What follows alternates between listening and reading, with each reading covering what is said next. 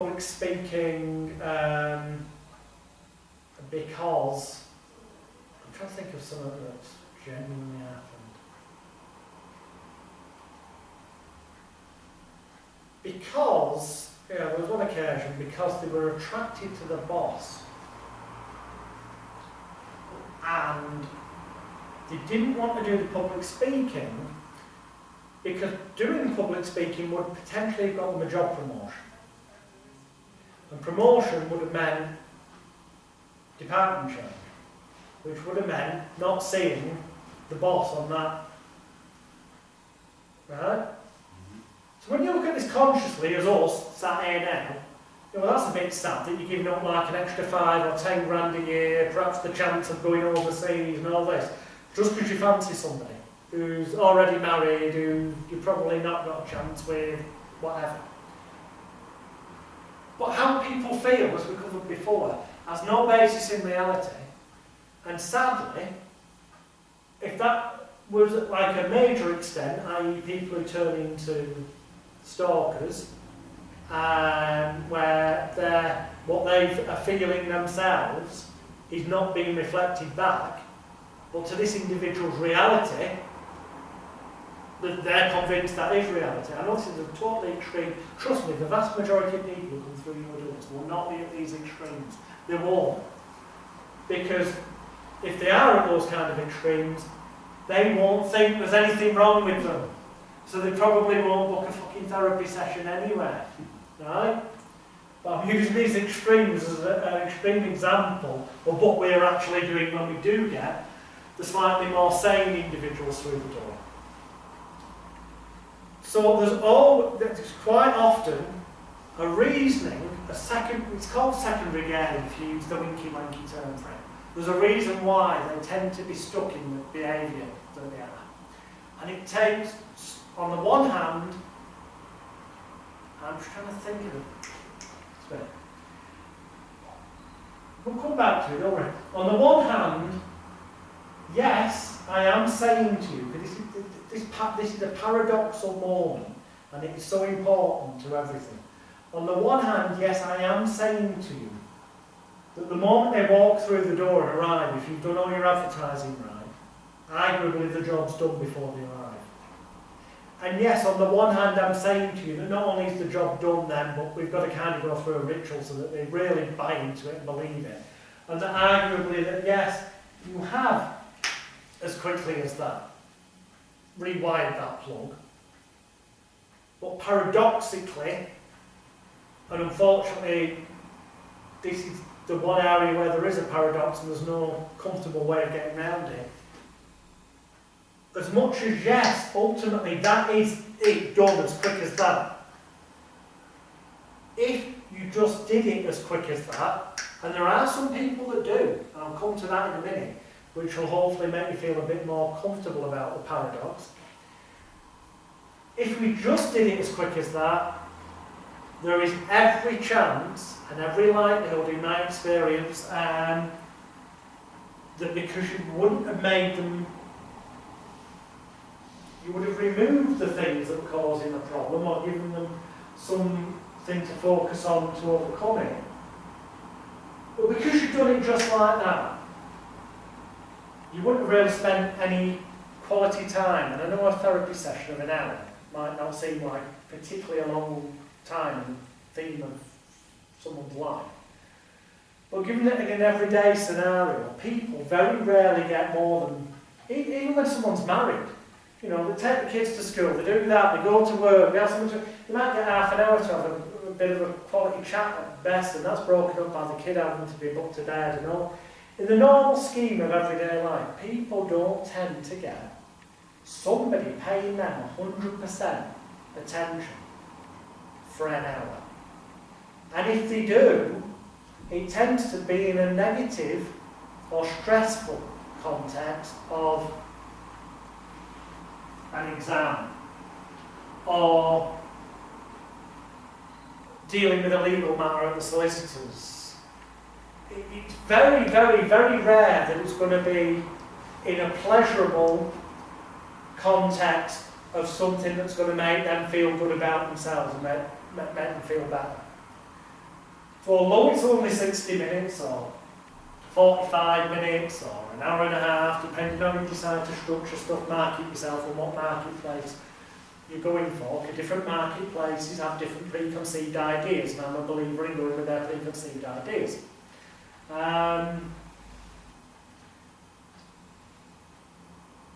To them, every one of those minutes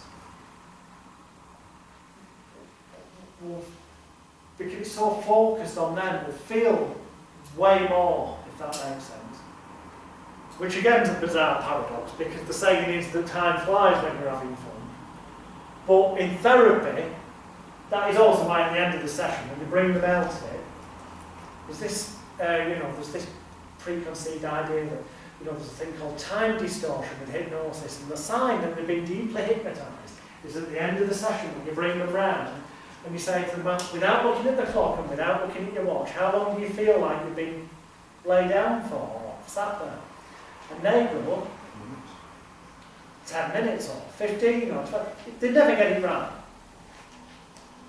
And then you go, oh, look at the clock, actually, you've been there for, the best part of 50 minutes, given the approach I do.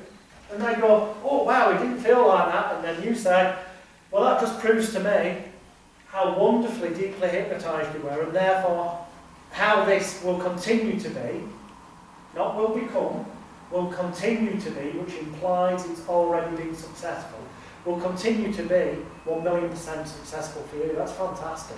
If that hadn't happened, I'd have been a bit concerned. But yeah, so brilliant. And that's like concreting that idea and also praising. We're back to ego strengthening there. All of the elements of that 7-step process are all the same thing. Praising their egos, saying the things gone, making them feel better for the future. It's repetition, repetition, repetition, all the way through. So if they got it right, well, that's brilliant. If you hadn't got exactly. it right. And that's precisely where we go. If they, for some sheer fluke, so it feels like I've been sat here for 52 minutes and 13 seconds, and you looked at your clock and you went, well, now it's 2 seconds later, I'm there. I think you were bang on. Wow. That's brilliant. The more accurate people are with the time, the more it shows me how wonderfully this has worked for them. Whatever they say to you, you react as though that's exactly what should happen. And as long as you react that way, because you're the expert, you've got the diplomas, they paid you a lot of money, you've perceived authority for you, then they will believe that's true.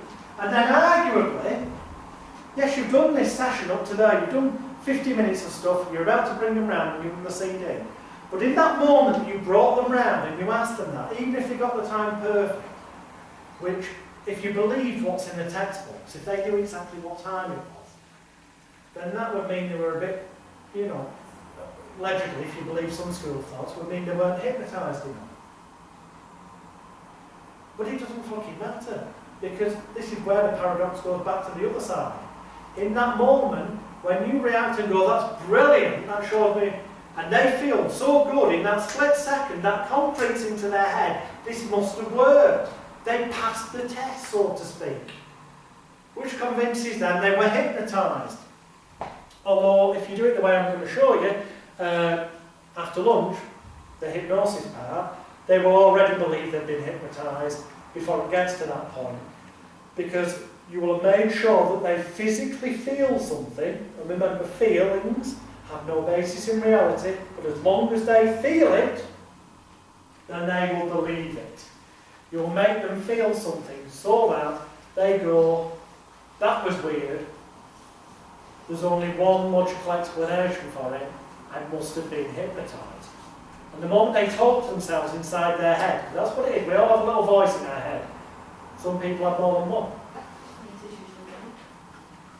And to be honest, having more than one's good, because that's like the analogy of good cop, bad cop, and the devil's on the shoulder. It's when you get past that we get into schizophrenia and all manner of shit. We all tend to have, or we have one voice and it has two different tones in our head. One negative towards us, or one that's positive and goes, yes, you can do this. It's not just me, is it? No. And that's the other thing that's another thing we're doing with the so-called therapy session and the CD conditioning. It's to get them to self-talk inside their head positively. So that, for example, the person who's stopping smoking goes away, and inside they're running a cassette that's, you know, thank God I've said goodbye to cigarettes. I don't need them anymore. As opposed to the person going around trying with pure willpower, who in the back of my mind, I'm sure I can resist a bit longer. You know, I do feel a bit like it's as simple as that, positive or negative self-talk. That's all we're doing. But there are tricks we can use to make them feel as low. I'm just going to write the word tricks because it keeps me mentally focused on which this bit is. To keep them mentally focused and in a state where they believe whatever you do after that is guaranteed to work for them. The moment somebody believes it's going to work for them, arguably it's already worked, even if it doesn't. Which again sounds an oxymoron. But people will do all they can, once they've made their mind up that something works, they will do everything they can to make sure it does, or to self-justify the fact that it does. You probably all, or the majority of us, know people who've... I'm trying to give you an example. It's like the person who buys something, they've got suckered into buying something. It's like the Ideal Home Show, they've seen something demonstrated, okay? And the demonstrator meant, you know, it's the vegetable slice of 10,000. Yes, we just do that, look, and you've got a pile of carrots, we do it this side, and you've got your perfect, coleslaw lettuce ready, and you do this, and you've got your perfect chips through that, and he does like 87 different things in less than 3 minutes. He's got more food than to feed a third world country on his desk, and they're not only 50 quid, but here today we've got them for just $29.95, and what's more, you don't want to make a mess like this, do you? No, we've got the plastic box that it fits on top so it catches us, and you end up buying this, and it's the best thing ever, and you get it home, and you give it a try, and you slice your fingers to fucking bits. Or you persevere a bit, and you get really odd-shaped cutting, and you realise that this bloke's practiced for months to do that, to sell it for one purpose, to sell it. He doesn't use this at home, okay? It's the truth of the matter with most things about it. I know, because I've worked in the pitching arena. Most of those things, the people down in them don't even bloody use them, because they look good for a demo, but in the real world there's better solutions. But that's what the person buys, a solution. That's what we're selling them with therapy, a solution as well. Well, that's the reason why they're buying a solution. They're seeing it with their eyes, and because of that they believe it, so they buy it. At no point do they think that this bloke, it's all because he's practiced it for ages. Immediately, because they're getting the solution and they want it, they start to think, oh, I need that. And when they've made their mind up, they buy it, they take it home. They use it once or twice, cut the things up, but then they don't end up, never, very rarely would they ever admit they got shafted or they got ripped off. In fact, if they bump into somebody who's gone to the next Ideal Homes exhibition and says they bought one, they'll probably turn around and say they're bloody brilliant, aren't they? And just admit the fact that they never used it. Because they made a decision it was brilliant, that's why they bought it. People don't want to admit they fucked up. Which is another illustration, on the flip side of what I said earlier on about the fact that what we are doing as therapists is helping remove from them all self-blame, shame, guilt and regret. So they don't have to admit that they were conned, or rather they conned themselves, or talked to themselves negatively, or focused on negative shit, or just were lazy fuckers who didn't get off their ass and do what they could have done.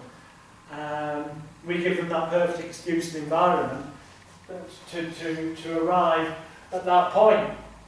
We'll come to tricks after lunch, but I wrote it up there just to remind myself. Got about 20 minutes, that's okay. I don't tend to go into fancy winky-wanky titles, because the titles of things don't particularly matter.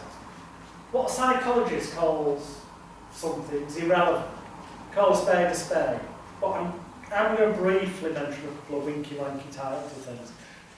You may encounter a thing called conversational hypnosis. I say that with a wrinkled forehead and a slightly screwed up face, because that in itself follows on perfectly from the Ideal Homes exhibition. It's the same thing. Conversational hypnosis is the vegetable slicer bullshit of the hypnosis world. Other people refer to it as the Milton model of NLP, Neuro-Linguistic Programming, whereas I prefer the word, or acronym NLP to stand for, nonsensically long pantomime. The only good part of that is the word pantomime, because pantomime is a show, it follows a script, it's a ritual, it has a story attached, all the things that are invaluable to the therapeutic process. Well, actually, to be honest, the word nonsensically is a better description as well, because the great thing about therapy is the more nonsensical an image you get people to imagine during your ritualistic processes, the easier it is for people to imagine. For example, if I was to ask you to remember a list of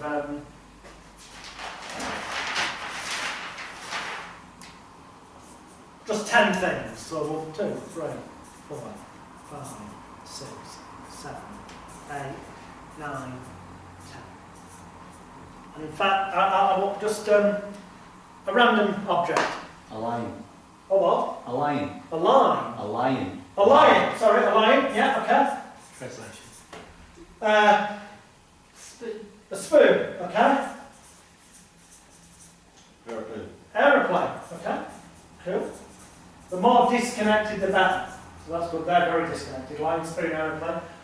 Slippers. Slippers. Okay. Hospital. Hospital. Fine. Yeah, yeah. Well, I've already got my connection there. Your hospital slippers, but yeah. Anyway. Motorway. Motorway. Okay. Stuart, a random object.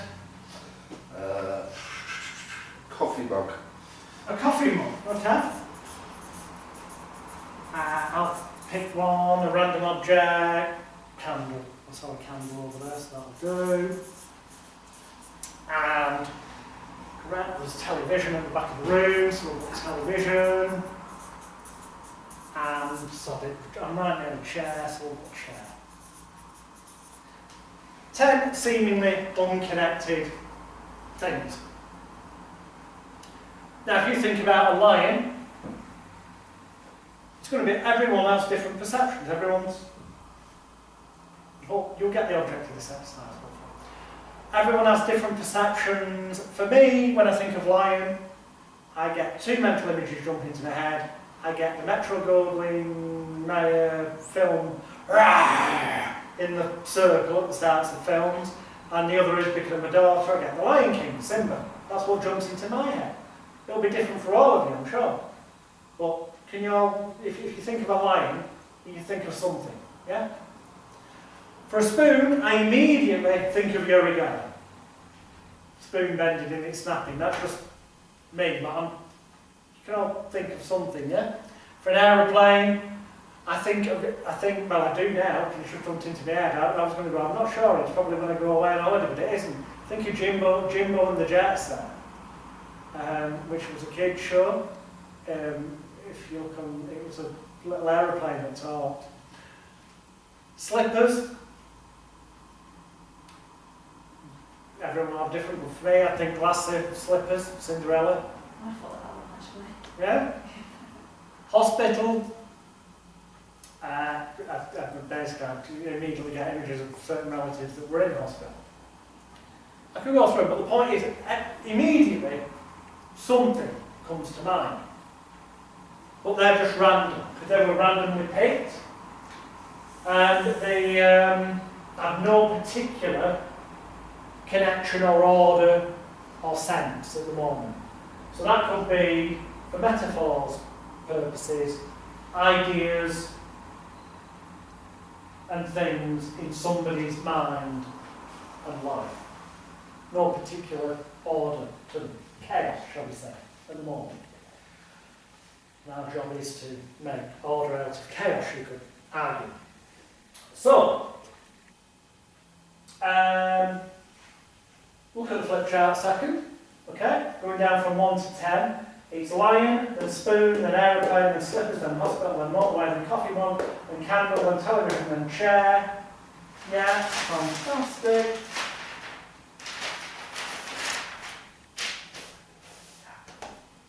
So, what object's at number 7? Coffee mug. What are those? I'm not going to check that. What object's at number 3? Aeroplane. Aeroplane. Now if you all get this right, wow, because we haven't got to the end bit yet. Number 6. Quickly, what comes to mind? Television. Number 6, television. Okay. Number 2. Spoon. Spoon. Okay, that's enough to see how we've done just from a no particular planning point of view. The moment of chaos. So, number 7, coffee mug. Ooh, well done. It was. Number 3, aeroplane. Bloody hell, good. Number 6, TV, not motorway. Number 2, spoon. Yep, well done, not bad. However, Angela, starting at the top, there's 10 items on that list. We'll just scrub that out because that's giving me some clues. So, 1, that pen's not working. Okay, 2, 3, 4. Don't take too long about it, you can start telling me now. What are they? Lion. Yeah, go on. Spoon. No, just on her own. Go on. Carry on. No. In fairness, that's fine, because why should you be able to suddenly remember? Because there wasn't too much importance to them. Or they were so totally random. There seems to be no link. And there isn't. And the metaphor of this, well, will take place in a moment. Because this is completely, just like the client that comes to you, complete chaos, it's completely unplanned, nothing set up. Whereas you as the therapist have got to be very structured and know what you're doing. So, let's use different colour pens so it makes it easier. Number 1, goes to the, so 1, something like this, 2, 3, 4, door, 5, high, 6, sticks, 7, heaven, 8, gate, 9, mine, 10, 10. This can be done with like list of 100, but for the purposes of metaphor, 10's more than enough. So, everything you are going to do as a therapist is pre-planned. I hate to use the word scripted because you can make the words up as you go along, but the actual structure is pre-planned. That's the more important thing. So let's think of this as the structure. So yeah, we're going to have numbers 1, 2, 3, 4, 5, 6, 7, 8, 9, 10. We have our structure over here, but we have no idea what the client is going to present. We have no idea where their lackings are in the loved ones who needed appreciated, cared for, cherished or valued, or where the imbalance happens to be with the self-confidence, self-image, self-control, and all those things that we talked about before. Some schools of thought would say we need to find out what those are. I say try and make it as simple as possible. That's what we're going to do with this here. Out loud, say with me, 1, done. 2, shoe. 3, tree. 4, door. 5, hive. 6, sticks. 7, heaven. 8, gate. 9, mine. 10, hen. I'll tell you now as well, I mean you can think of whatever you want, but whenever the number 1 comes up, I think 1, gun, and I see a big massive gun, and the more ridiculous you make that mental image, the better you'll remember it. So who remembers seeing Bugsy Malone? You know the kids have the guns that fire cream? When I see the gun, it's shooting cream everywhere, okay? It's a ridiculous image of a gun. I immediately know that a gun is number 1, because it rhymes, 1, gun, 1, it's near enough the way you say it, and that gun's shooting cream, okay? But your guns can be whatever you want, but have a gun, or use my image if you want for now, it'll still work for you pretty well. It's just better when it's one that you come up with for yourself. Just as it's better if you let clients fill in the blanks, it's almost as if, and let them come up with their mental images. So you guide them a bit. Yeah, you might tell them it's a gun, but you let them decide, is it a machine gun, a handgun, a Bugsy Malone cream gun.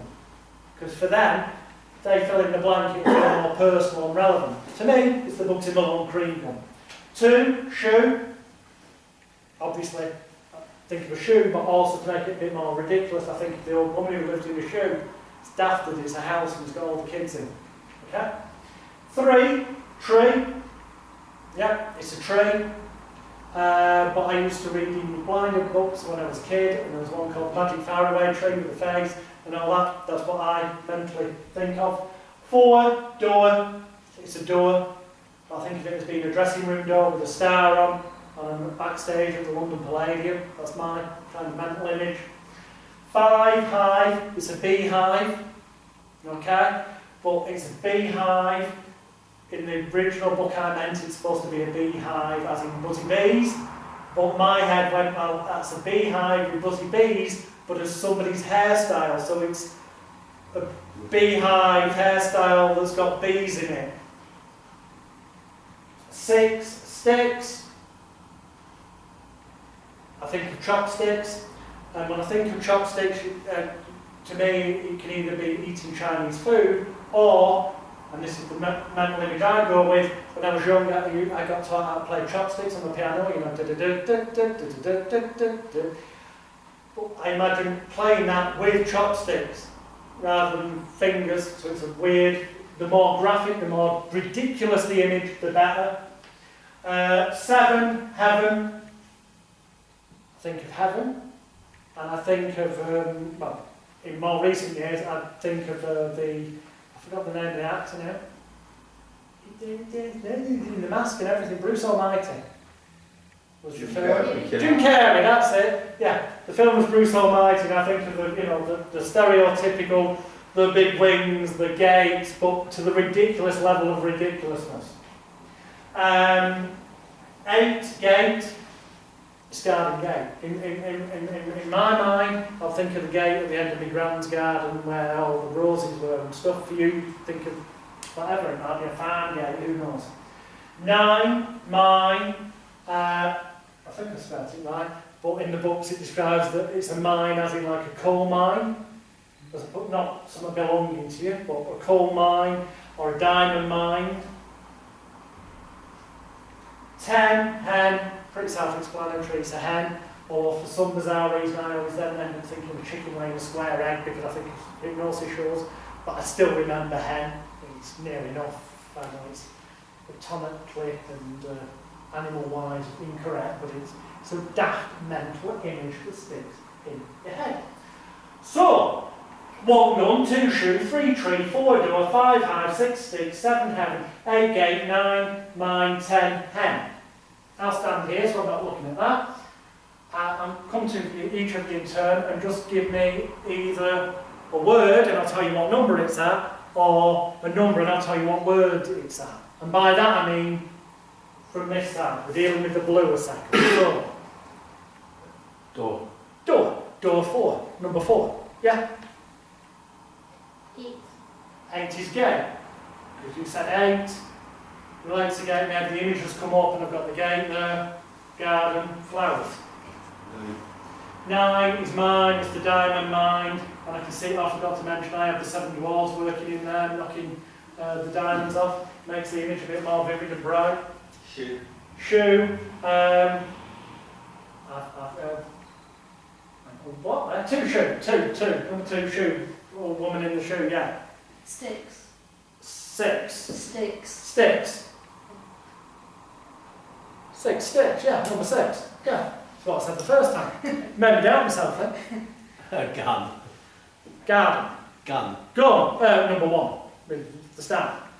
Right, I've had loads of time to memorise them in advance, obviously, so that is not at all, in any way, shape or form, impressive. Neither is it meant to be, this is about mental imagery, really. But, these are the things that were randomly generated by everyone, okay? Which were lion, spoon, aeroplane, slippers, hospital, motorway, coffee mug, candle, television and chair. I pre-planned, so I know, for me, always 1 is gun, 2 shoe, 3 tree, 4 door, 5 house, 6 stick, 7 heaven, 8 gate, 9 9, 10 pen. The trick with this, and I haven't done this for years, so isn't that probably going to go monumentally wrong, hey, the metaphor about mental imagery will still apply. Is that I know those words go with those numbers go with those words. That's the pre-planning bit. That's the order out the chaos. This is the chaos. What's inside the client's mind. We're going to make order to it. So we've got the list. The trick is, I'm going to say it out verbally what you would do in your head. You can play along and do it yourself. You may find that you can do it the first time pretty well. Certainly better than you did before. So, lion. Number 1 for me is gun. I've got the books in my long gun, and I'm shooting the crane, and that orange lion that's going natural gold green Maya is getting covered with cream, and it looks like some weird animal sex film when it comes to the money shot. But it's the cream from the gun, that's ridiculous, it's stuck in your head now. Number 1 is lion, getting shot by the gun with the cream. 2 is spoon. I said before I made a link with Yuri Geller, but to me it's the shoe. It's the old woman in the shoe. So, the spoon, she's in the shoe, and Yuri Geller comes to visit, and he borrows one of the spoons and makes the spoon bend, and she's really angry. It's her best silver spoon. Mental image. Number 3, tree. Okay, it's the tree, Magic Faraway Land. I always love that character. But then I get really upset in this mental image in my head, because the more emotion you can attach, the better. Because an aeroplane crashes into it, sets on fire, the tree's destroyed. Really sad. But doesn't matter if it's pleasurable or sad, the more emotions connected, the better.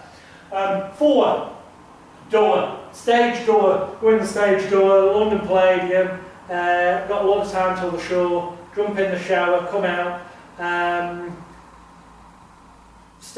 Go to put my slippers on to relax, but all I can find is the glass slippers that are left from the pantomime at Christmas. So, yeah, 4 is door, it's the stage door, in their slippers. What I'm describing verbally, you can do inside your head when you're doing this yourself, in a couple of seconds. It takes me longer to verbalise externally what's going on, to give you an idea. 5, hive. It's the beehive, but it's the bees on top of the head.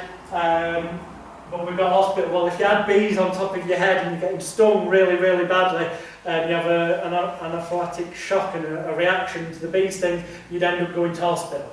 Hospital. Hive is hospital. 6, sticks. Chopsticks, playing chopsticks on the piano at my grand's when I was younger. My gran lives down south, because I know that word is motorway. We took the train in recent times, but more recently we drive down, so we go on the motorway. So sticks is my grand's garden, is motorway. You can, in a moment of seconds, come up with daft little stories like that yourself each time. 7 is heaven, but the chaos version, coffee mug. So going to heaven, it's been a bit of a stressful event getting there, because obviously just died. Get to the pearly gates, God's there. Unfortunately, it's heaven where you do good things and you don't sin, so I can't get a pint of lager. He offers me a cup of coffee in a coffee mug. So, get to the pearly gates, cup of coffee, coffee mug. image in there. Number 8, gate. The chaos word candle. Gate. Go to the garden gate. That's the one before. Go through.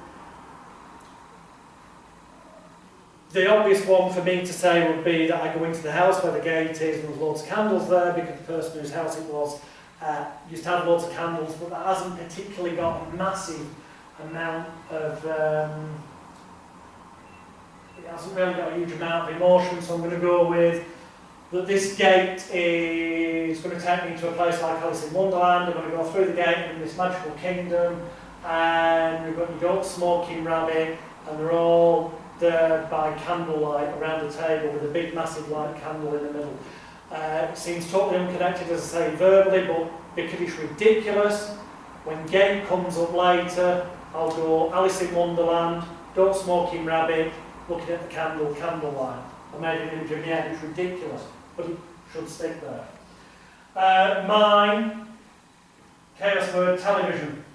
Mine, as in the diamond mine, the seven dwarves are there. The obvious one will be that you're watching Snow White and the Seven Dwarves on a TV set. In the diamond mine, I want to make it a bit more ridiculous in my mind, so actually I'm in that diamond mine, filming them for like a fly on the wall reality TV show about the seven dwarves in the diamond mine. So this is going to be shown on TV, so mine is television. This is the thought process that only really takes a couple of seconds, but I'm trying to explain it to you. And number 10 is hen. The chaos word was chair, so hen is the person laying square eggs. I said that before, that is how I remember it, which would say the obvious thing is that afterwards the volunteer on stage goes back and sits in their chair.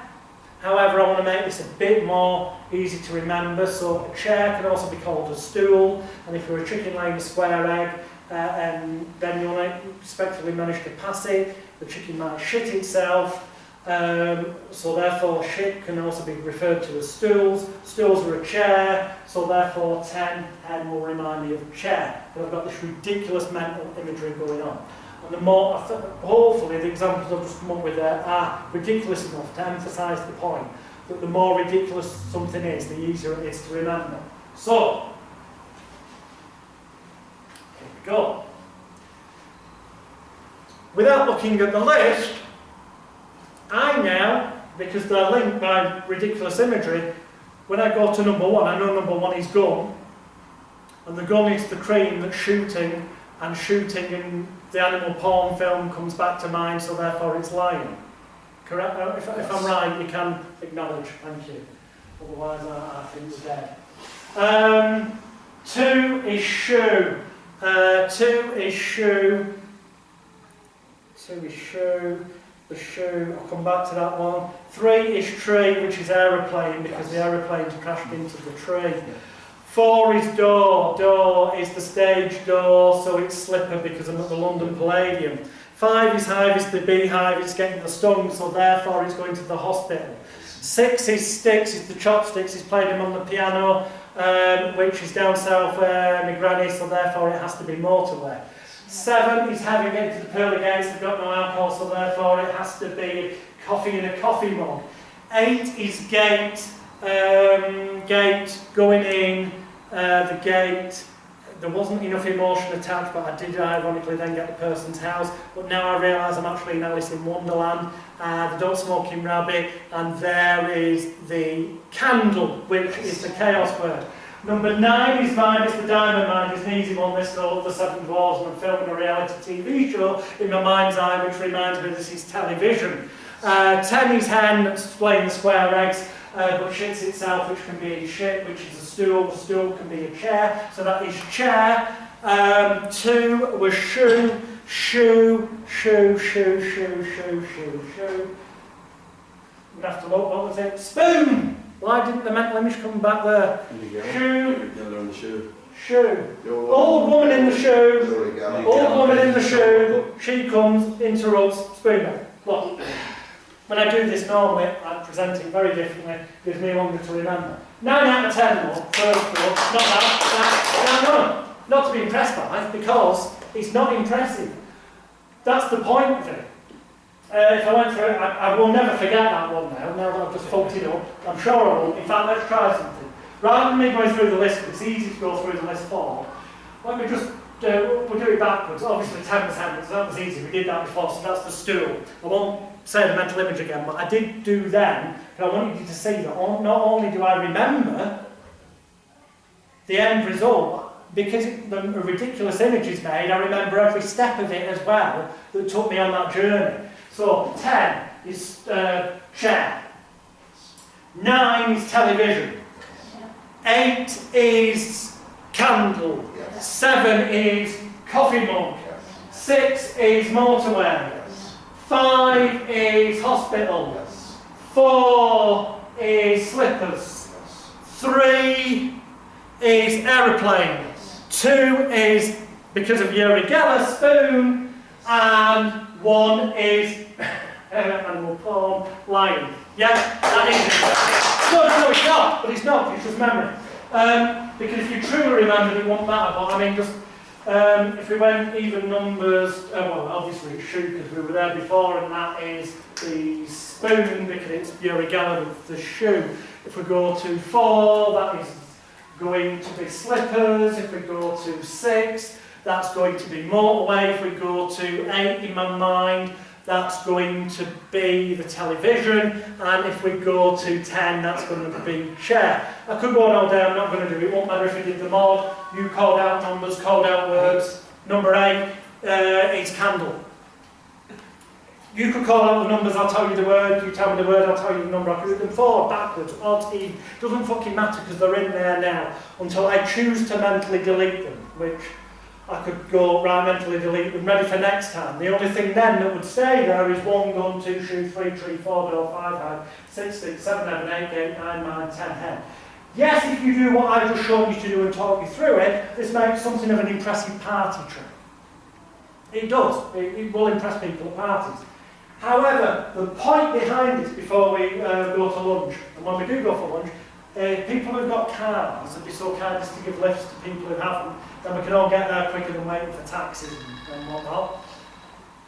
The reason for doing that was to try and make the point that something that at first sight to a lot of people would seem quite difficult, taking 10 randomly, pointlessly, not unconnected things and remembering them in a very short period of time, so you can recall the word for the number for the word, forward, backwards, odds, evens, whatever, actually becomes ridiculously easy when you've got a system in place, when you've got a process in place, when you use a structure of order to turn chaos and link it to something that's structured, so you can calmly think about what you know works every time, and that will do that hard work for you of the memory. And the easier they are to remember is made by how ridiculous you make them. The ruder you can make things, the better. The more bizarre you can make things, the better. The more emotionally charged, the bigger. Contrast. So something that's normally small, if you imagine it massive, makes it more likely to be remembered. Something that's normally massive, if you make it ridiculously tinky-winky small, is easier to remember. And that, as you will see after lunch, is a tool you're going to use, i.e. making people imagine visual images in their mind so that they're ridiculous, emotionally charged, bigger than they normally would be or smaller than they normally would be, so that you can turn chaos into order. Is how you're actually going to structure your therapy sessions when we get back after lunch. I suspect that if we were to come back to that list After tomorrow lunch? afternoon, having not seen it again, everybody in this room could remember. I imagine everyone will be able to do it, and we'll find out after lunch, because I reckon, because I verbally described my memory as we were going along, you'd have either remembered those ones or filled in the blanks yourself and thought, I'd have done it this way. Which is fine, because that means you've already done it. And well, we'll see after lunch. Yep. So, who's joining us at the pub for an hour and 15 minutes? No hands? Yeah. Everyone? Yay! Tremendous.